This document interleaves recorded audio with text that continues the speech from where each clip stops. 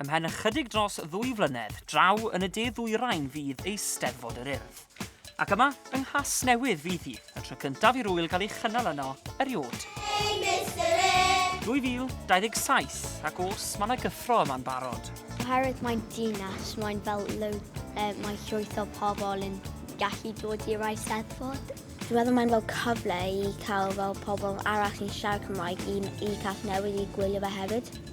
A hefyd, dwi'n gwybod bod mae pobl eraill ddim yn mynd i bod yn hapus bod mae'n Gasnewydd, hefyd mae'n mynd i bod yn bell, ond hefyd mae angen bod yr un peth, so roedd ni angen mynd lan i Maldwyn, a nawr mae'r pobl sy'n byw yn Maldwyn, ond nhw angen dod lawr i Gasnewydd.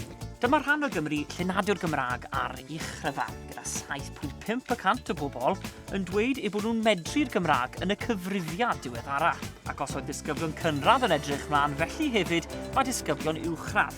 Dwi'n meddwl bydd yn diddorol i pobl dod i ble ni'n byw.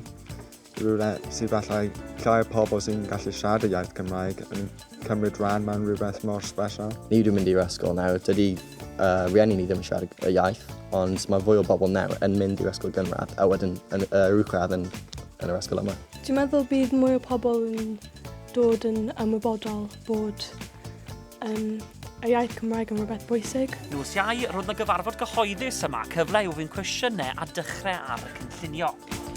Ac efallai bod 2027 yn teimlo'n bell, ond fe fydd y gwaith codi arian drwy ddigwyddiadau diri yn siŵr y ddechrau'n fuan, mwyn croesawu Cymru o bob cwr i Gasnewydd.